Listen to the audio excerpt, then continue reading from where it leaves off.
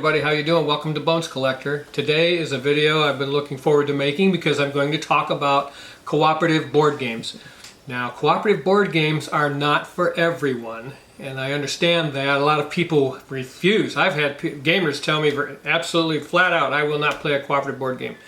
And a lot of that has to do with someone taking over the game.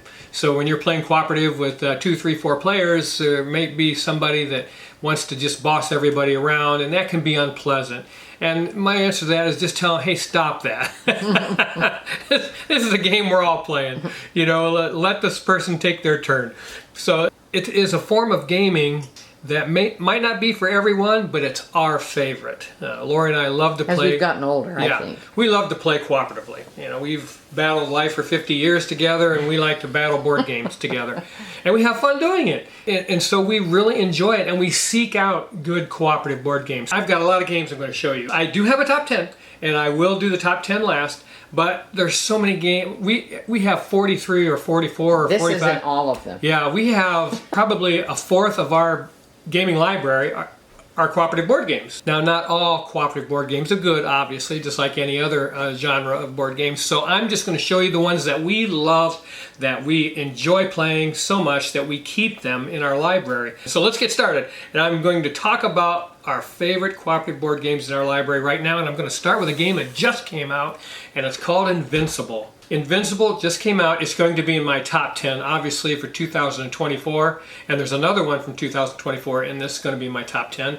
But Invincible is so much fun, and it's a theme that comes from, I understand, an animated show, I believe, on Netflix, which is kind of a violent type of cartoon. So I have no desire to see it because the violence is not in this board game, by the way. Yeah. Board games are sort of violent. It's implied, but it's not something that you'd see, graphic violence that you might see on the show, but I've never seen it. This is a bag building, tableau builder, cooperative adventure game. It's so much fun. We played it at the convention, and so up at the Haven store here in Castleberry, Florida, Matt had it for a very good price on his game shelf, and I said, hey Matt, give me that game. So we bought this, took it home, and we've played it a bunch of times since then. I love it. It's an excellent cooperative board game. It's well balanced. When Lori and I like a cooperative board game, it has to have great game flow. This Invincible is so much fun. Just building your bag and making those decisions on what color cubes you want to get in there is just so much fun. This game's outstanding. I can't wait for an expansion, actually. That's Invincible, 2024. All right, the next game I'm going to talk about is at the other end of the spectrum because it came out in 2001, and this is Reiner Knizia's version of Lord of the Rings. I love this game. Now, Lord of the Rings obviously is an IP from the movie, and the movie must have come out in 2001. I would imagine this came out in promotion of that film. And Laura and I got this right away in 2001. And when we read the rules, we both looked at each other like, what the heck is a cooperative board game? We couldn't understand what they were talking about. All the games in our life we had played before that were competitive board games. They're all competitive. But Reiner Knizia is an outstanding board game designer. This is the Hasbro edition, and if you're going to go seek one out, try to find the Hasbro edition because I can't testify as to the publishing quality of the others. But in this game you have 2 game boards. They're double-sided for 4 locations, and you're going to work your way through that story of Lord of the Rings. The publishing is very nice in this game for the time, at 2001. You have a nice chunky wooden piece that's going to be Sauron, and you have the little figurines that are going to represent the characters in Lord of the Rings, and cooperatively you're going to try and win the game. So it's not easy to win, and we love it. It's Lord of the Rings, my favorite Lord of the Rings game. Yeah. None of the other ones scratch that itch the way that one does. All right, the next one I'm going to talk about, I think came out in 2023, and it is Unmatched Tales to Amaze. Unmatched Tales to Amaze is the cooperative version of the Unmatched head-to-head series that was out before this. You know, they had all these character packs that you could buy and play on a game board. You're going to go head-to-head against each other. But in this version, it's cooperative, and you can use a lot of those characters in your Unmatched series in this board game. I can't wait to get some expansions out because it's a boss battler, and that's what you're going to do together. And in this particular game, you get Annie Christmas, Dr. Jill Trent, Nikola Tesla, and the Golden Bat. And we love playing this game. It's a hand management system you're going to use, and I love the line of sight mechanism in this game. It's color coded, so you don't have to figure out whether you can attack in that space or not. So I love that they did that, and the publishing is off the hook in Tales to Amaze. All right. I'm not going to say a lot about this game. If you watch my top 10 Halloween games, this is number 1. That's how much I love it. It's an outstanding cooperative game of Victorian horror. It has 2 parts, 10 minutes of real-time planning in the beginning, and then encounters throughout the rest of the game. And I can't say enough about it. I love this game, London Dread. All right, next game we'll talk about is a classic called Mice and Mystics. If I had children that I wanted to play a board game with, if I was in that stage of my life, I think it would be Mice and Mystics. Because the world created by Jerry Hawthorne, a designer here, is so magical. And you have these guys turned into little mice, and they're going to try to save the queen or whoever in their form as mice, and running through the castle, and they encounter dangers. It has some big beautiful tiles in here, and the storybook is so cute, and you read through it as you're going. And this game was meant to be house ruled. You know, if you're playing with your kids, because you're rolling dice, it's random, and if you roll something and they don't pass the test, hey, who cares? Turn one over and say, yeah, we passed, and move on. Just have fun with it, because the story is what Mice and Mystics is all about. And I do have the Heart of Glorm expansion in here, still in its box, so you can fit the Heart of Glorm expansion in here with everything that comes from the base game. But that's Mice and Mystics.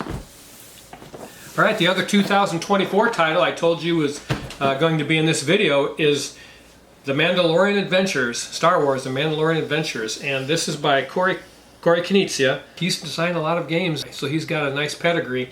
And this game is a 2024, will be in my top 10 for 2024. And I will say this, when you play this game, he created a world where you feel like you're in The Mandalorian. If you have not seen that, it was on Disney? I think it's a Disney thing. Yeah, if you watch The Mandalorian, you're going to love this game. You know, it has a hand management system that uses cards. He just did a nice job with this design. A board that's in a spiral notebook, so you work your way through different episodes of the TV series. When you finish one mission, you're going to turn the page and do another, and it has some hidden material in here in envelopes that you're going to open up and add to the game as you go. We really like this game. I can't wait again to see the expansion material for this. I don't know what kind of legs it would have without expansions, but we had fun playing it. There you go. Okay, next game I'm going to talk about is Oldr. Oldr is a game designed by Antoine Bauza and John Grumpf, and Vincent Dutray did the art. So there's a lot to like about this game just by reading the box lid, because I like Antoine Bauza, of course. He did Seven Wonders, my number 7 game of all time. And then I also love Vince Dutray's art. In many games, whenever I see Vince Dutray's name listed as the artist, I'm interested already. But yeah, this is a wonderful cooperative game that has so much to like about not only the publishing, but the gameplay itself. You have some decks of cards that are going to be along the board. You have a dice you're going to roll, and that dice is going to tell you how many spaces you're going to move, and whatever deck you land on, you're going to take a card from that deck and do whatever that deck function is. And all of those decks are bad. So it depends on what level of badness is going to happen to you.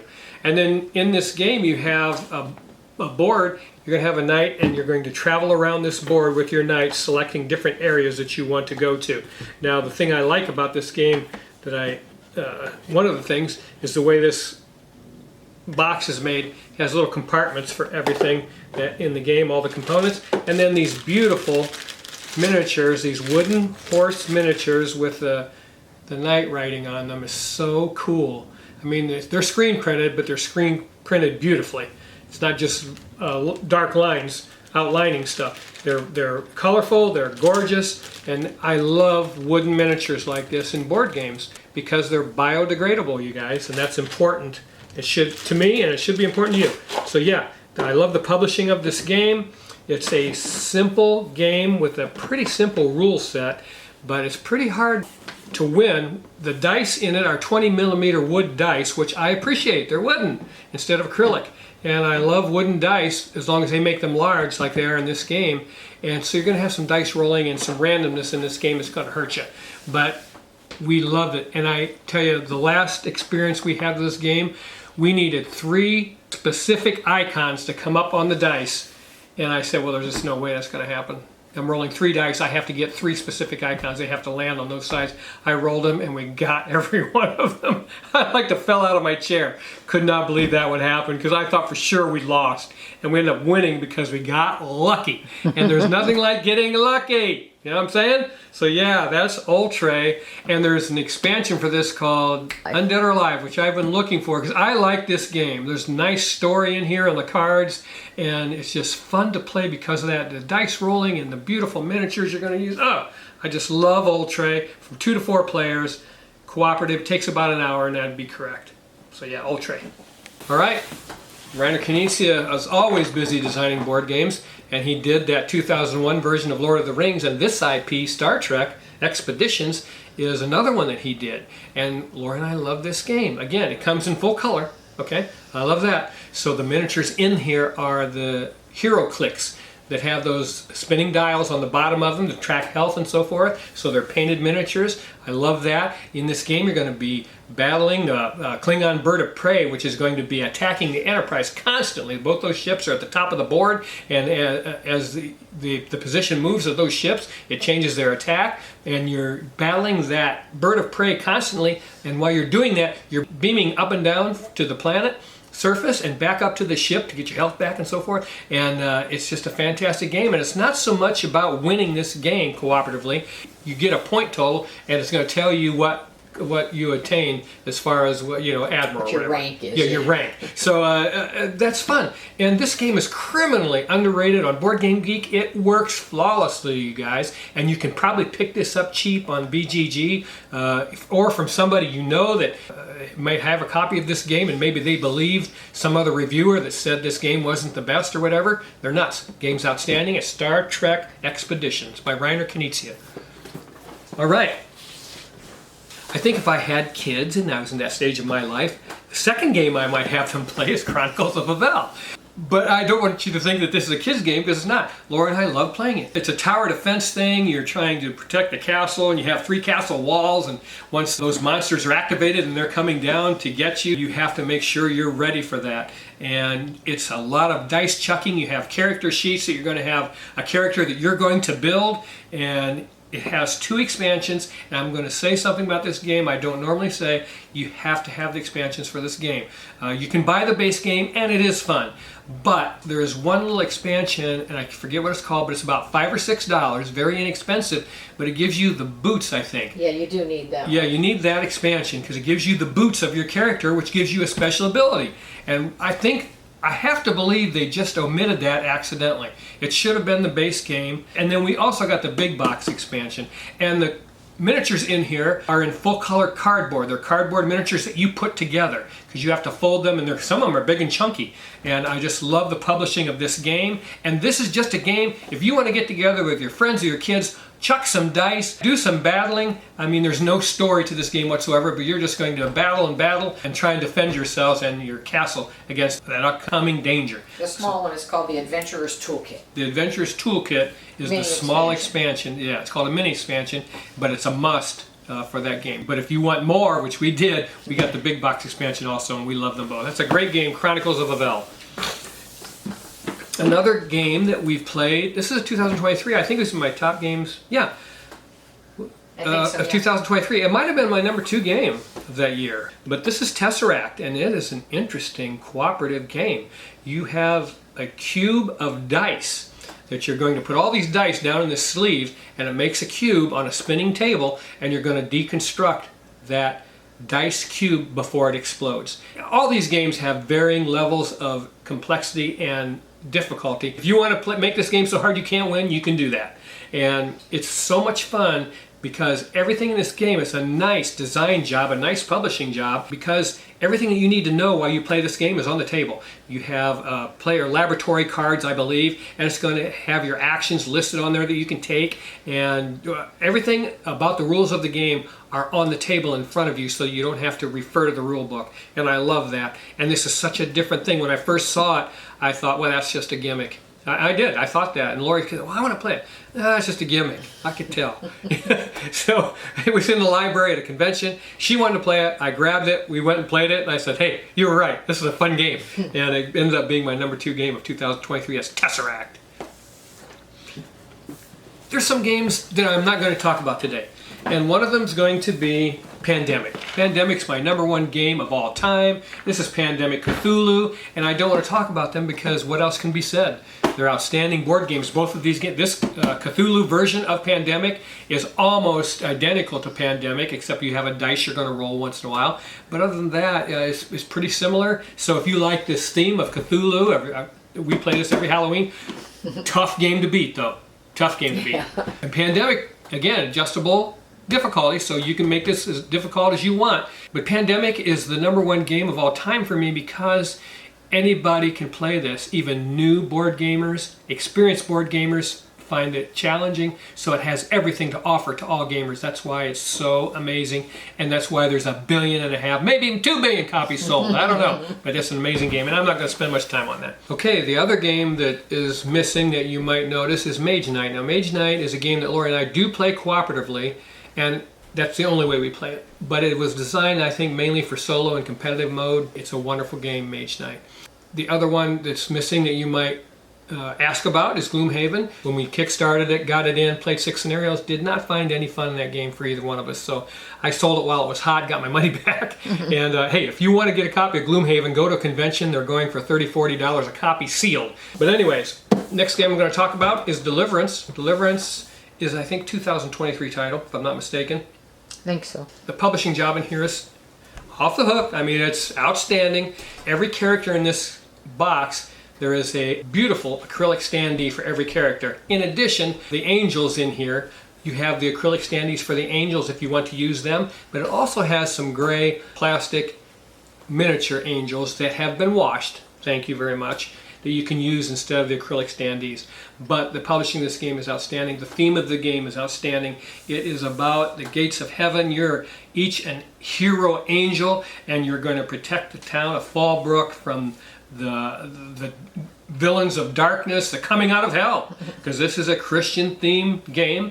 If that offends you, you should stay away from it because it does have Bible verses that are quoted on the box and in the game. I enjoy it when we play it.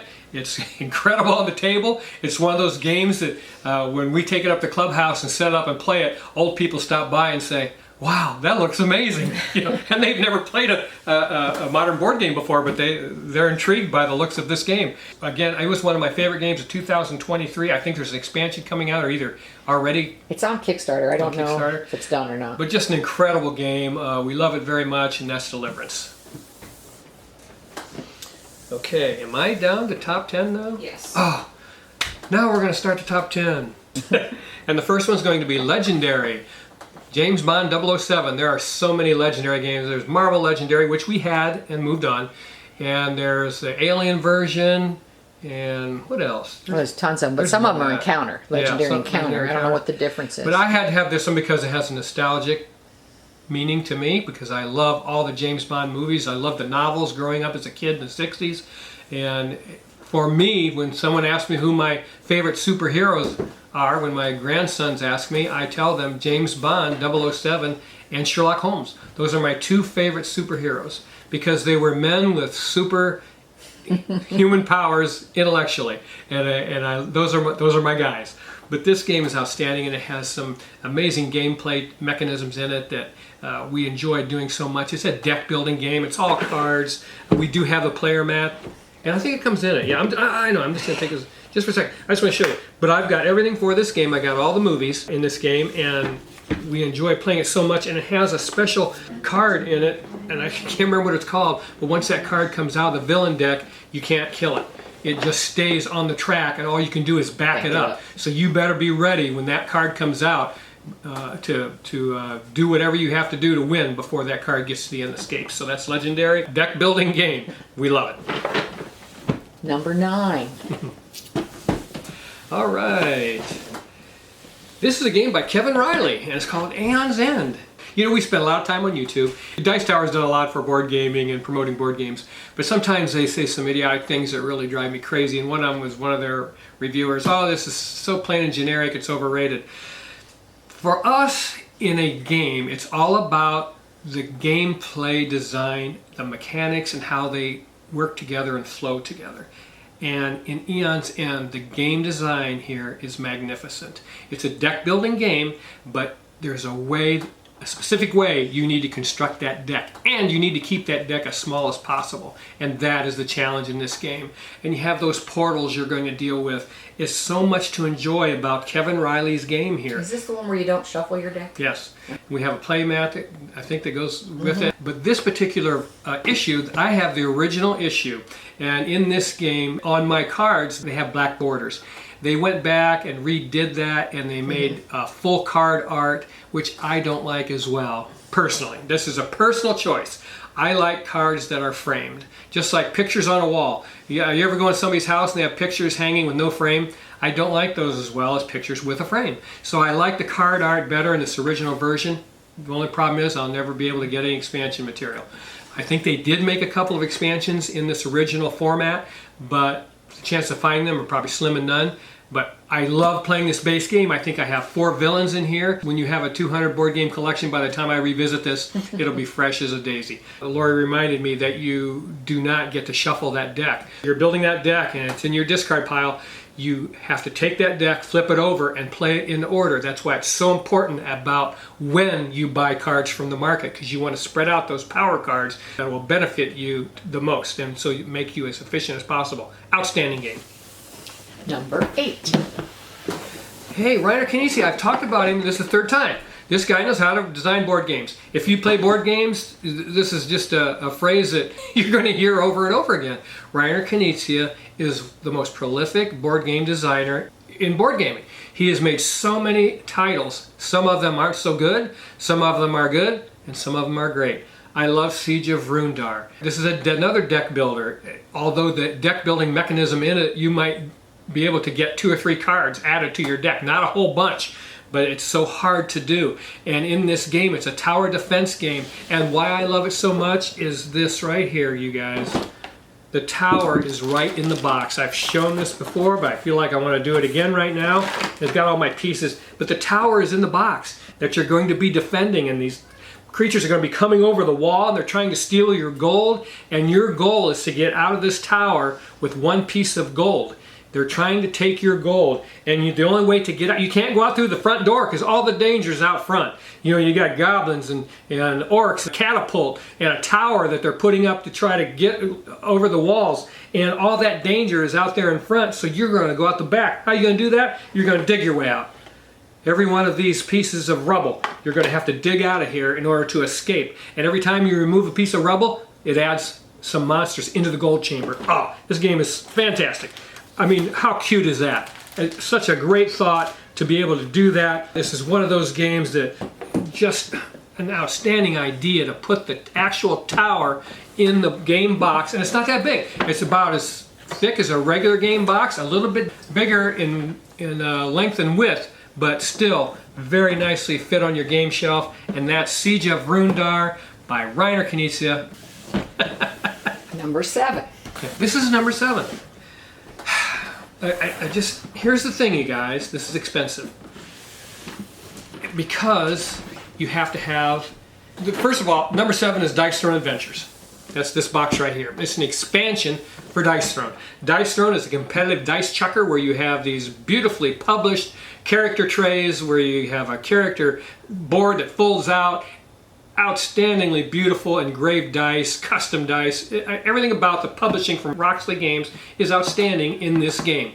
And we did buy this even though it was competitive. And we enjoyed playing it that way. Going against each other. Yahtzee. Yeah, Battle Yahtzee, Lori calls it, and you're just trying to get the health of your opponent down, and once they lose all their health, you've won the game.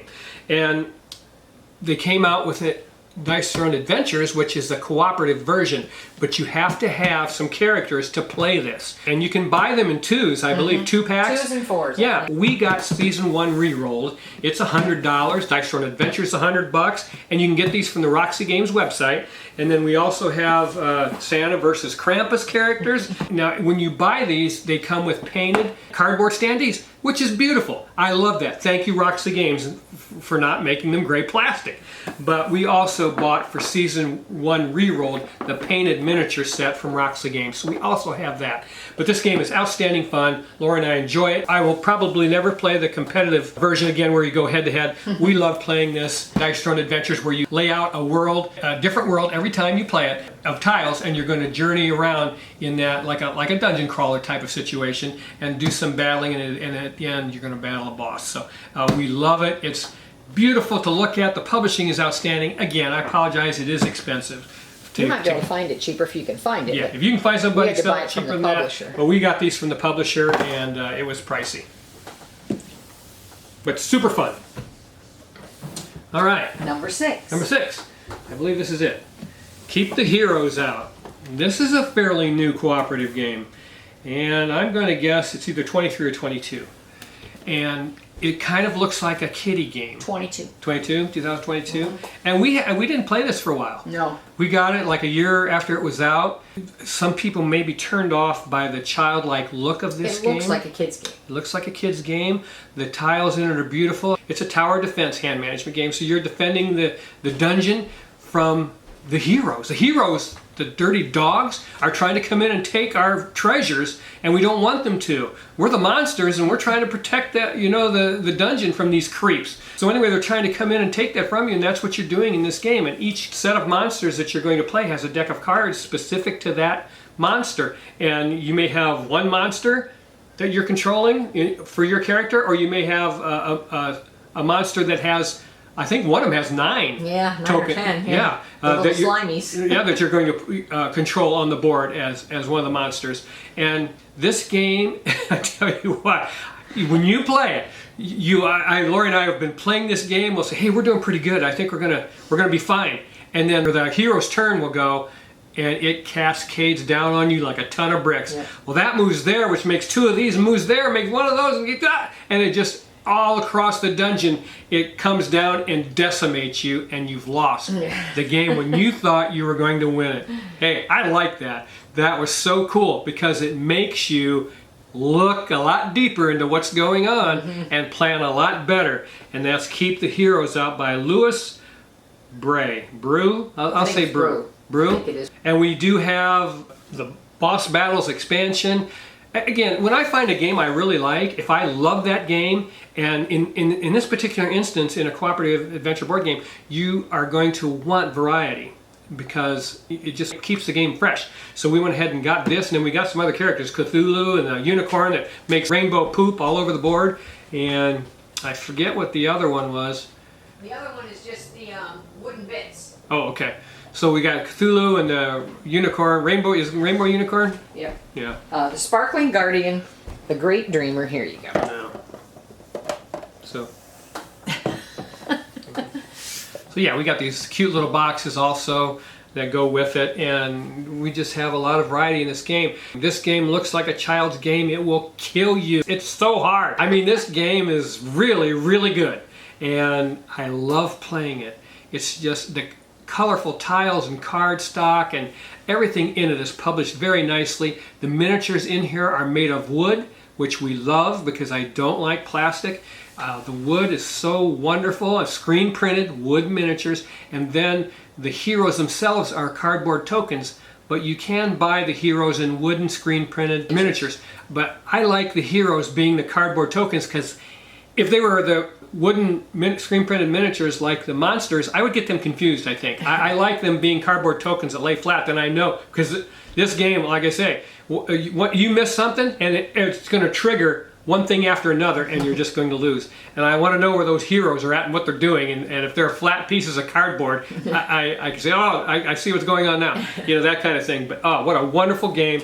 It surprised me that it was this good, and we're in love with it, and that's called Keep the Heroes Out.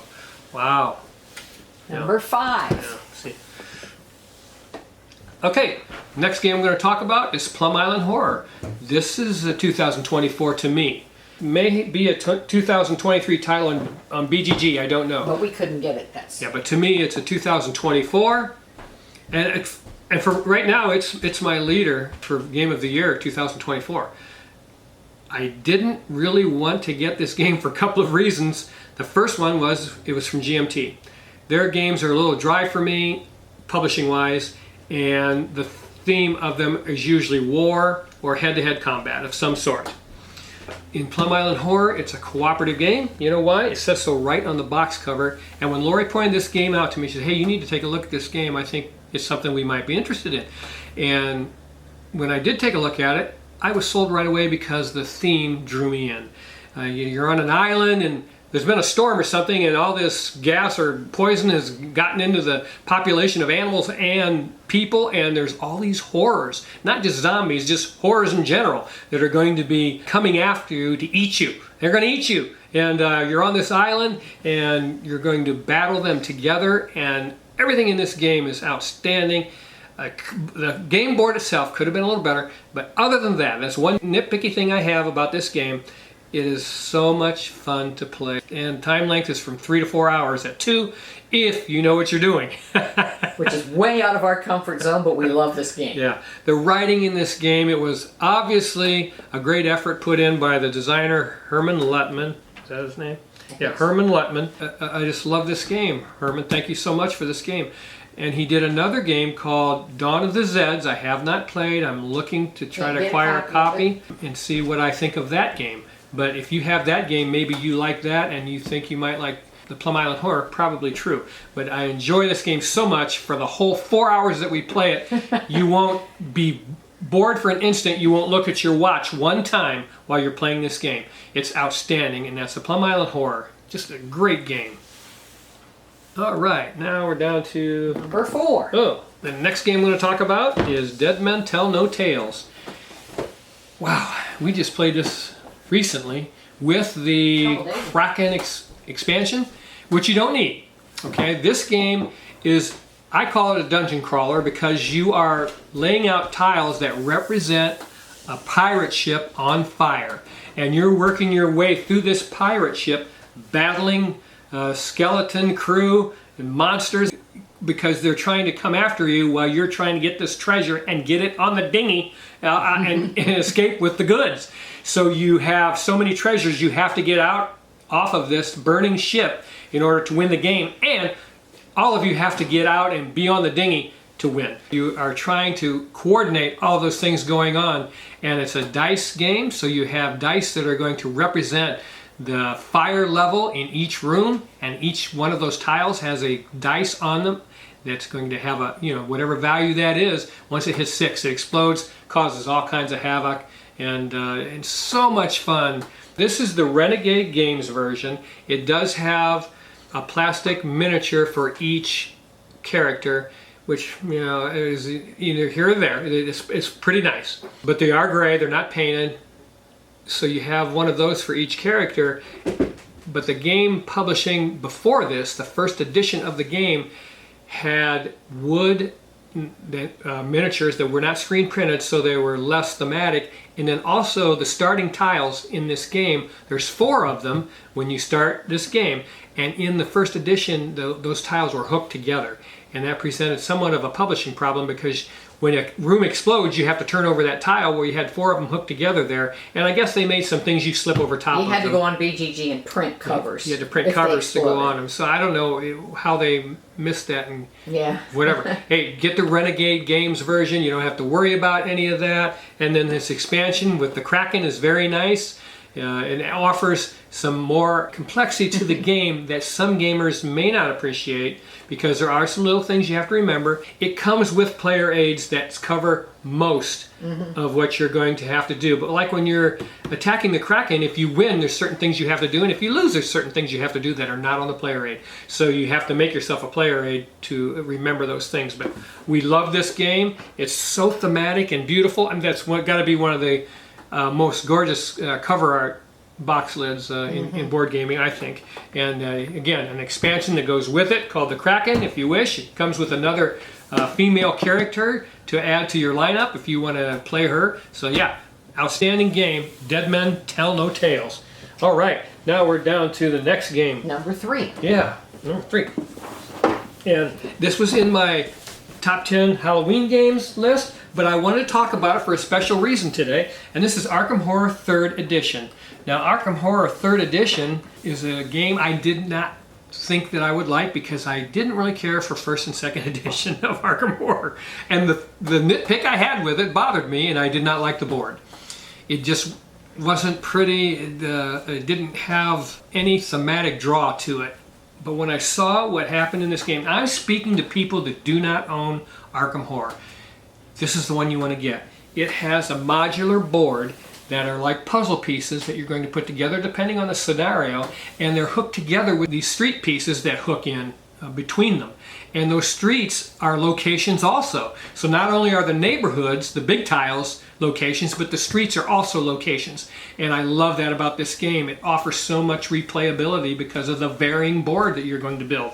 And that is fantastic. This is an adventure style board game. You're going to go to locations, neighborhoods, and encounter different things. It has a codex system that changes the rules of the game. It's absolutely fantastic. The story in it is amazing, and I just love this game. Now, I want to tell you, I bought all 3 expansions they have for this game. They have 3 of them.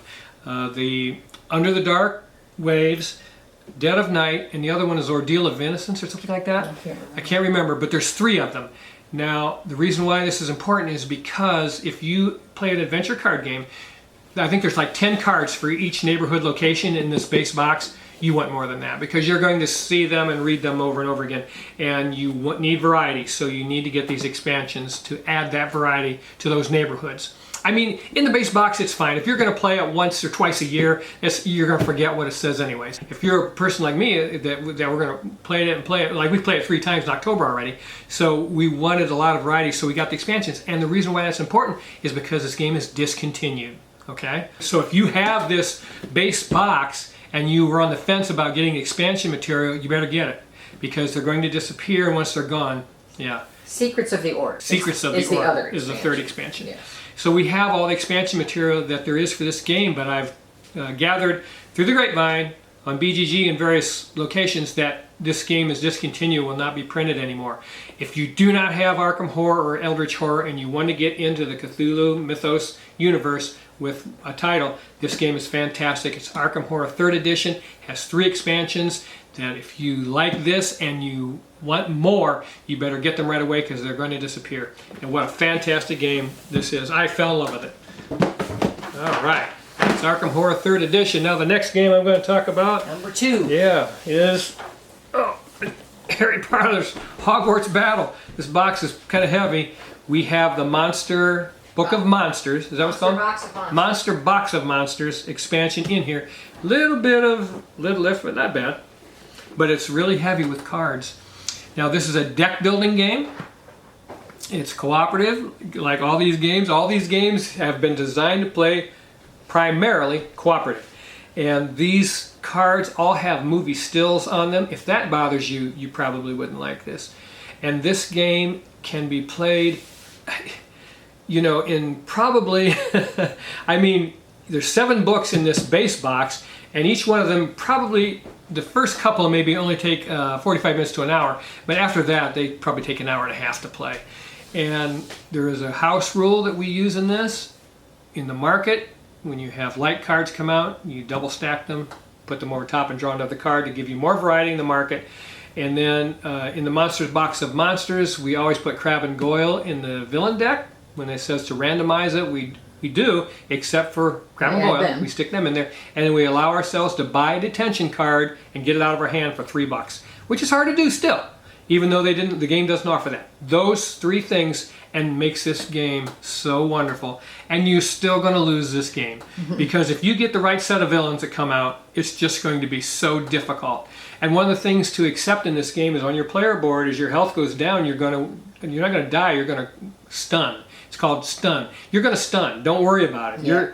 It's thematic to do it. Not only thematic, but it's necessary and strategic to do it. And you have to plan of when you're going to stun, because you lose half your cards and all your tokens, and it can be painful when that happens. But don't worry about it. It does happen. But this game, Lori and I love to play. This is, again, number 2. It's our second favorite cooperative game to play. A lot of that's the IP. Yeah, and we love the Harry Potter series. Lori read the books when they first came out back in the day, and then we've seen all the movies. And we like to watch the movies and then play our way through this game. So much fun. Harry Potter, Hogwarts Battle. And I want to say one more thing about it. People get the wrong idea about this game because they'll play the first 2 boxes, the first 2 books, and they say, oh, it's too easy, we got rid of it. I've read people putting that on BGG. The game was designed because they knew Harry Potter fans who never played a board game in their life were going to buy this. And they were right. I've seen people that I don't play board games, but I bought this because it was Harry Potter. And so they made it so that it was very easy in the first couple of books, so that you learned the mechanics of the game and how the game works. That's all they were for. Yeah, they're easy to beat, yes, because it's just teaching you how to play the game. And then you move on to the other books. They tell you to start with game 3 if you're an experienced Yeah, gamer. and you just, I feel sorry for people who did that, gave up on this game because of that. But this is an outstanding game. Harry Potter Hogwarts Battle. My number 1 game, cooperative game of all time Is heavy. is Legends of Andor. And here we go. Yeah, I've got, do I have everything for Legends of Andor? If you don't, it's close. I think I do. I think I have everything for Legends of Andor. This is the best fantasy adventure board game ever made, in my opinion. Now, some people may have a different opinion about this game because it is very puzzly in nature. You are working through a puzzle. It's a tower defense, dice rolling game that is so difficult to unravel. And as many times we play this, there's many times where we know, oh, we're going to lose. So, I mean, it just has some wonderful mechanics in it. Michael Menzel is the author of this game and the artist. Everything in this game is gorgeous. All these boxes, they're all gorgeous. The components, the cardboard standees, thank you, no miniatures. There's so many cardboard standees in these boxes. If these were plastic miniatures, I couldn't own this game. The boxes would be humongous, and I just wouldn't want to deal with it. But this game is so much fun. These are big box expansions, and then in these boxes themselves, there was an expansion of New Heroes. There was an expansion of Dark Heroes. There was the Shield. Star Shield Chronicle expansion. And in each box, there are Chronicle cards, and each Chronicle is a story. And in some of these boxes, there's 3 and 4 Chronicles in here. Big tarot-sized cards that tell you a story and change things as you go through the game. Oh my gosh, this game is so much fun, but you have to want to work at it. It is complex. It is a puzzle that's hard to solve, guys. It's hard to solve it, but doing so is so much fun for us. And that's why Legends of Andor is our #1 cooperative board game on the planet right now. Yeah, just absolutely off the charts. Hey, Harry Potter was close, but we enjoy this and have fun unraveling this puzzle. I mean, even movement in this game, you're like, wait a minute, because I got to go around this way. I have to. I can't go that way. I mean, you have to think about where you're moving and what you're doing on your turn every time you take a turn, because the puzzle is so difficult. And that's what I want to warn you about. So if you like to unravel that kind of puzzle, that kind of challenge, you're going to love Legends of Andor. And the fantasy world is outstanding. You get lost in it and enjoy yourself. Lots of dice rolling. Just, oh my gosh, so much fun. And in this game, especially in the first box, the base game, you just can't go kill monsters because the game punishes you for that. And if you allow too many of them to overrun the castle, you lose the game. And so you have to kill them, but you don't want to. And that's the rub right there. And I think in a 2-player game, you can only allow 3 of them to overrun the castle, and the 4th one you've lost. Their movement of the monsters leapfrog each other like checkers. You have to look at the board and say, wait a minute, he's going to jump over that guy and over that guy and be at the foot of the castle the next time the monsters go. So you have to plan for that and say, well, I'm going to have to kill him back here then, because his next move is to be at the castle walls. So you have to kill him, and then the game punishes you for killing a monster. You lose time. And that's such a balance, you guys. So much fun, so much to enjoy in Legends of Andor. Just a terrific game. Oh my gosh. And all the games that I've talked about here today, Lori and I love playing. That's why they're still in our library. This is Eternal Frost, by the way. This is the newest expansion. We just got that. Which we just got.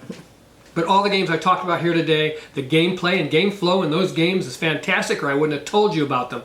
Any of them could have been in my top 10. I know those lists are so subjective. When I was getting ready to make this video, I said, I don't even know if I can make this video because I love all those games I'm going to talk about. So to put some in the top 10, it's hard to do.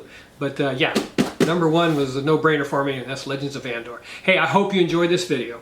Please like and subscribe. Take a minute to like our video. We just love it when you guys do that and take the time to do it. I know it takes a second, but please do it. And share the video if you know how to do that so that others can watch us and maybe learn about us, because we're only on YouTube, but we don't put ourselves out there in any other format. So please share the video. And I love every one of you. And please keep on board gaming. You know why? It's the best doggone hobby on the planet. I'll see you the next time here on The Bones Collector. Bye-bye.